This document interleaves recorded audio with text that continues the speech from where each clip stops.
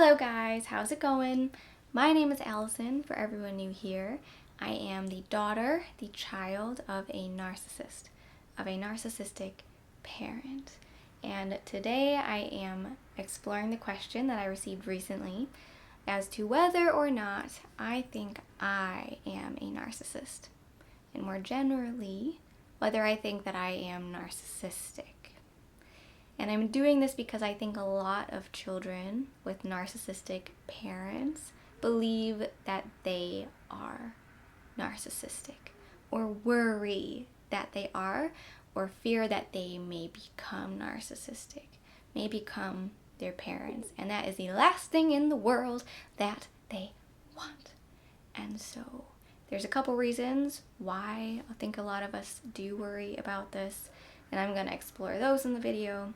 I'm going to explore qualities that we may have inherited from our parents, as all children inherit qualities from their parents, and ways to convert them from more narcissistic ways of being into healthy ways of being. And also, on a grand scale, I'm going to discuss self-diagnosis and owning our weaknesses and our fears rather than embodying our strengths and living in a strength-based manner. So, if you feel like staying tuned for that, go ahead and keep watching. But before I dive in, I do want to ask that if you have not already, please subscribe to my channel. The reason I ask you to do this is because it helps notify YouTube that my videos are valuable, and it ought to share them with more people who may benefit watching them. And I really do want to spread the message of resilience after being raised in a dysfunctional or narcissistic family. So it would be a really big way that you could support me and support this movement about narcissism, what it actually looks like in a home, in a family, and what the consequences are in an individual raised in a family of such, and how we can move forward beyond it. So, thanks so much for that, and now, let's dive in. So, at first, when I got this comment and this question, do I think that I'm narcissistic? I took it a little bit defensively. I was like, do you think I'm narcissistic? I perceived it in a narcissistic way, which is interesting. And it's the first point that I'm going to go into in this conversation. Narcissists see things in a way that's distorted. They see some things as an attack. They are assuming of people's intentions, people's motives, and they read between the lines rather than taking what is in an unassuming manner and responding to that in a way that is not just about them and how the situation could relate to them and everything that they've experienced, but in a way that relates to the situation and whoever's asking it. And there are a wide variety of reasons they could be asking it or doing whatever it is that a person may be doing at any given time. People don't act because of other people most times. Most times people are just doing them and thinking that other people are just doing them. But narcissists think that other people are doing things because of them in some way. Everything is an extension of them. Everything is what it is as it relates to them. So this question, it was directed at me, but perhaps just because it's my channel and they were curious because they maybe think that they are a narcissist or worry about that for whatever reason. I realized that I don't know who I'm talking to, even with people who I'm very close to. I can't assume anything of them, and I ought to answer in an idea manner, not in a defensive, personal, like kind of gossipy, defensive way, if that makes sense. So, seeing things as it relates to them, being assuming, usually in a negative manner, being defensive and protective, those are narcissistic qualities, and I'm going to get into that more in just a minute. But first I want to go into This person may have asked because they may fear that they themselves are narcissistic. And why may that be? That may not be the case, but if I fear that I'm narcissistic or you do, why may that be the case? The first is that a narcissistic person in our life may have projected narcissistic qualities onto us. They may have provoked us, provoked the worst out of us, provoked us to act as they are acting, and then mirrored our saying, well, you are doing this and this and this, by saying that to us. Well, now you're doing this and this and this. And then we are thinking, oh, they're right. We are narcissistic, aren't we? And it may be by someone, a narcissistic individual perhaps, cherry picking our weaknesses and our worst moments, our worst qualities, and choosing to shine light on those rather than noticing the good things that we do, our best moments, our best qualities, and shining a light on those, which is really sad. And this video is going to wrap up by encouraging you guys to do in yourself and in others and in the world and events. Cherry pick the good stuff. Empower yourself. Empower others. But this second reason why we may fear that we're narcissistic is someone else cherry picks our worst qualities and teaches us to do that.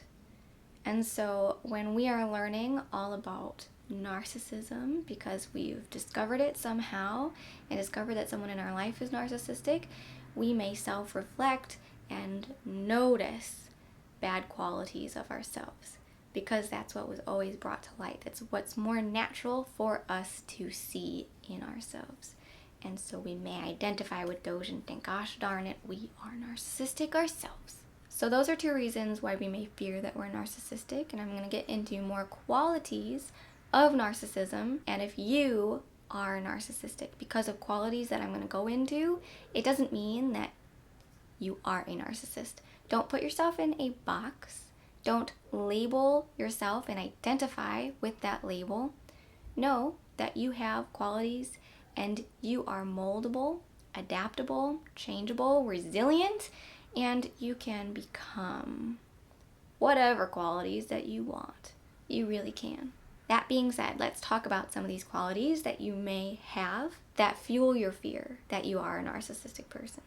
Qualities that I already mentioned, once again, are seeing the world and events and people and things that people do and say as it all relates to you as an extension of yourself, being assuming of what it all means, usually assuming the worst, seeing the worst in things, the negative in things, being very grandiose and thinking that things are always negative for you, they never work out for you, grandiose, and being defensive and protective because of all the reasons that I already listed.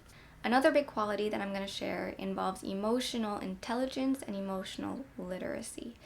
So that is kind of a result, or maybe the cause, it's all interactive and dynamic, of the other qualities that I'm going to say, but not being aware of how you're feeling and why and what you can do to feel the way that you want to feel, or to keep feeling the way that you're feeling if that's what you want, and seeing that in other people. What are other people feeling and why may that be? What led them to feel this way, and what can you maybe do to help them? Or what do they have going on in the future that maybe I should be conscientious of? Maybe I shouldn't bring up all this stuff going on with me if they are going into a very stressful meeting or have an interview or something going on in their life that they really need to focus on. Maybe I need to, give them space. That's literacy. That's being able to understand feelings and put them into the context of life. Emotional literacy. Narcissistic individuals don't have that at all.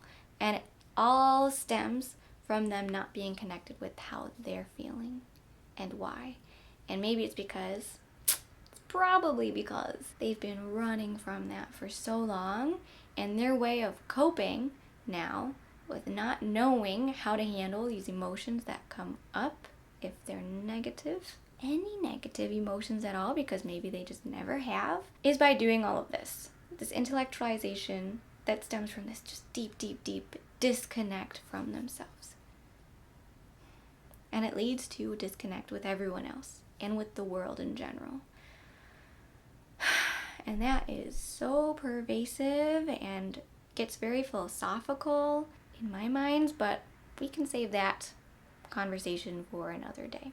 This disconnect, and at its core, this quality that I'm saying, this quality is a lack of emotional intelligence and emotional literacy, which deep down at its core is deep disconnect. And the last quality that I'm going to share and discuss as I experienced it is all going to transition into how we can take these qualities, if we see them within ourselves, and change them, and mold them in a resilient manner. And so, diving into that transition, this tumble, it's interesting that narcissists are disconnected from themselves and have children who are often very empathetic, very attuned to how other people are feeling, and very connected to others. Empaths. I do consider myself very empathetic. While we are very connected with others, we often also, in a narcissistic way, lack a connection with ourselves. And instead are more connected with these intellectual qualities of being assuming and worrying in a negative manner, seeing things as it relates to us, seeing the connection in another person, what the other person is doing as it relates to us. If this other person isn't doing well, is it because of us? All these intellectual ways.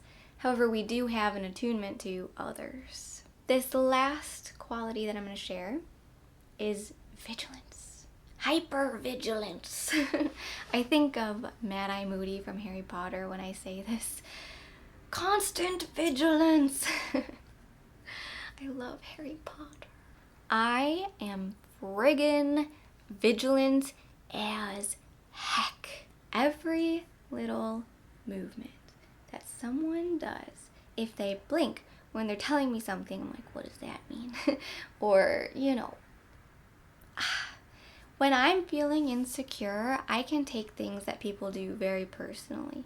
And so it's very important for me to adapt and not be assuming and selfish in what other people are doing. I myself have molded my vigilance of others from being very assuming and self-absorbed in what other people are doing and how it relates to me, rather than thinking of them as this precious individual going through their own experience and feeling things on their own accord with nothing to do with me.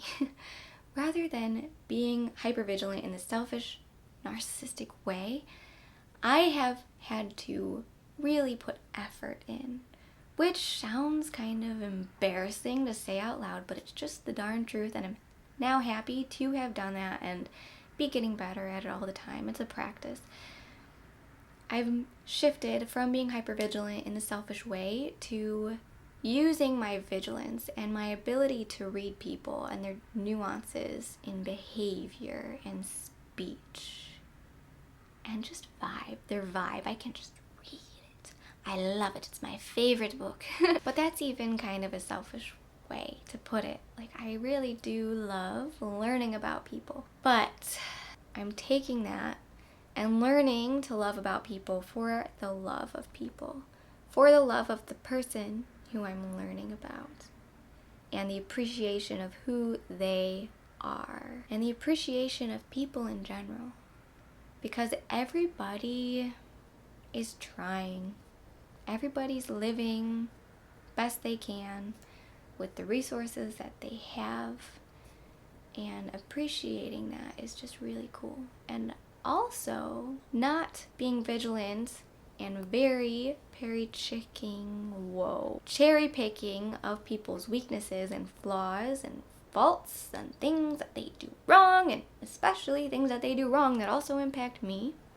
Instead, cherry picking and noticing things that people do that are awesome.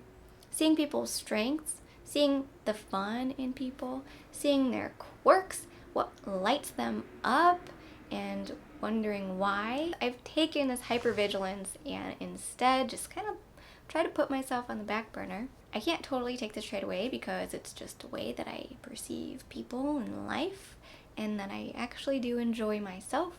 But perceiving people for who they are and to learn more about them and to care more about them and fuel my love for them and see their strengths and maybe even be able to empower their strengths. That's something that I have molded from and into. I used to be your man, but now he's coffee break, what's up? I'm getting so hungry, oh my gosh. Woohoo, just got a text from my mom. I unblocked her number this morning and there you go. Just like that. Crazy timing. Okay, anyways, wow, that was interesting. So those are some qualities that show up as narcissistic in ourselves as an individual. But let's move into how we may be narcissistic in relationships and how we can be less narcissistic and more just healthy and happy in our relationships. So the first is, if you have a need, it's up to you to disclose that to the other person in a relationship. If you are not liking how your conversations have been going, if you are wanting to talk about something, if you're wanting them to do or not do another thing for whatever reason, if it's valid and not just nitpicking on them, it's up to you to not assume that they just know what you're thinking and can act accordingly. But it's up to you to speak your needs and your feelings to the other person. And if you want more of something in a relationship, tell them that. And then, if they are open to it as well, bring it yourself into the relationship. Moving on, take note of what another person likes, because they may not openly tell you how they're feeling and what they're needing and what they're wanting, but maybe you can recognize what it is that they like, who they are, things that they're into, and bring more of that. Bring things that they may like into the relationship. Another important thing to note is that, in my experience, unhealthy people gossip and talk about other people. Normal people talk about events, and healthy, expansive, really resilient people talk about ideas. So, talking about events, that's totally cool, oftentimes really fun. Like if you're a coworker with someone, I find it so fun to talk about work with the other person. That's something that you guys have in common. You can talk about events. Talk about ideas, that's super cool. Learning and sharing ideas with people can be such an intimate, exciting thing to do. What you can start to avoid, which is really where I think narcissistic people, what I encourage you to avoid is what narcissistic people like to talk about most, which is other people and people in general. And usually in a very assuming, from the perspective of themselves and how the other person and their actions relate to them, negative way. Avoid gossip.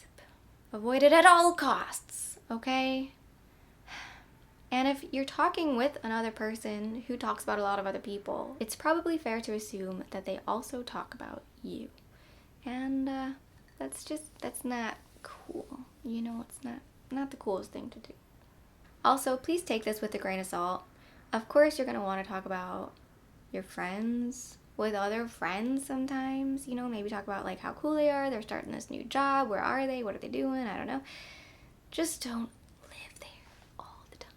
Talk about ideas. Talk about past experiences and things that you're learning about them. There's so many things in the world to talk about and to explore with your mind And, you know, it doesn't have to be to another person's detriment. So yeah, just avoid that, okay? And then a last thing that I kind of want to say is, as long as you're not really needing to I have notes for this video on my hand in case you see that. As long as you're not really having this need to talk about something that's going on with you and your feelings, and you bring that to another person and say, hey, I really need to talk about this. Are you open and in a good space to be able to listen? All I need from you is to listen, or maybe give me advice. I need some advice. You know, tell the other person what you need if that's the case. But if you're just going through something, maybe having a feeling, something that you can do is, instead of wallow in it, phone a friend, and instead of being like, hey, I feel like crap, say, hey, how are ya? What's going on with you? Tell me, like, what's new with you? What are you learning? What are you experiencing? What do you think about this or that that's happening in the world? What's up? You know, and connect with another person instead of like taking a magnifying glass onto my problems and then inviting someone else to look at them as well. Be like, hey, I'm gonna just put that down for 1 second. Focus on you. What's up? What's going on with you? That's been something that's been really helpful for me. I want to remind you again that you are totally capable of change and of resilience and of embodying your strengths and your good qualities and letting those shine and radiate from you as you navigate the world, rather than these perhaps narcissistic qualities that are also there. You can mold them and embrace the best in yourself. Narcissistic individuals count on you not owning or standing up for your worth. They cannot use you as a punching bag, use you as an excuse for all the problems in their life. They can't focus on you and your problems and project their problems onto you, rather than owning them themselves and seeing them in themselves. If you know your worth, own it, stand up for it, defend it, and live a strong life, an empowered life. So they don't want you to, and they have kind of planted a seed that has grown a little bit in your mind that it's not possible for you to. And that, I mean, you have good qualities, but your worst ones are just strong. And they've also planted a seed in your mind that you're not worthy of walking away from them and living your own separate life. You're not able to be just you. You and them are attached. In so many of my videos, I keep things light and bright. I try to uplift while I talk about some heavy stuff, but I think that this is one of the most serious components. I got goosebumps. It just is so wrong for someone, especially a parent or a sibling or someone that you truly do love and that maybe loves you too. Show it. Oh god darn it. My microphone has been off for this part. And that was like such a, I saw a shiny object in the middle of me saying something so important and powerful. Okay, sorry. It's so wrong for someone who you love so much and who's supposed to, you know, and no one's supposed to do anything. Like, let's just not have anyone be responsible for us anymore. We're adults now. We have competence. We don't need anyone to be responsible for us anymore. And we don't need to be responsible for anyone else. It's sad that people could empower us. Let's put it that way. And they don't. But it's downright wrong for them to make us believe that we're not worth standing alone and doing what's best for us. That we aren't able to stand by ourselves and take care of ourselves and do what's best for us. That we're gonna fail, that life's gonna disappoint us. That's not okay. And it just sucks. I want to uplift you and let you know that it's possible for you to do anything, but a part of that is by letting you know that you've been desensitized to how bad it is that someone has done this to you, treated you in this way that has just ruined your feeling of competency, of capability, and of your even desire to do more with your life. Your appreciation of life, your connection with yourself and with others. I mean, it's just terrible.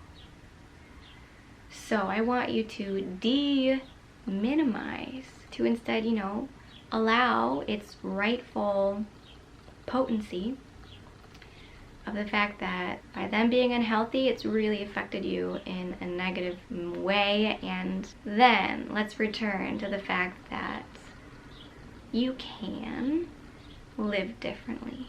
Tying everything together, even if you have negative qualities, you can take them, build awareness of them, and make change in your life. And this is a way of life for you, likely. Whatever qualities that you live through, by, feel through, it's a way of life. I'm running out of battery, but I'm gonna try and finish it up here. It's like going to the gym. You're not gonna go to the gym one day, lift a weight, and then be like, dang, I'm ripped, I can lift a car now. No, it's gonna take a long time. Have patience with yourself, but know that it's possible to change. And by change, I mean embracing your strengths. No more self-diagnosing and thinking that you're narcissistic, you're ADHD, you're incompetent. Instead, choose to see your strengths and embrace them and live by them. And see them in others, bring them out in others, and all in all, create this positive vortex in your life. A big upward spiral of resiliency, okay? I am sure that I forgot to say something that I really wanted to, and so I'll add it in text. But for now, I'm gonna get going. Thanks so much for watching. I appreciate you so much, and I really hope you do anything that you want to in life. I wish you all the best. Take care. Peace. It's not like... It wasn't authentic, so I had to do it again 3 times. 3 kisses.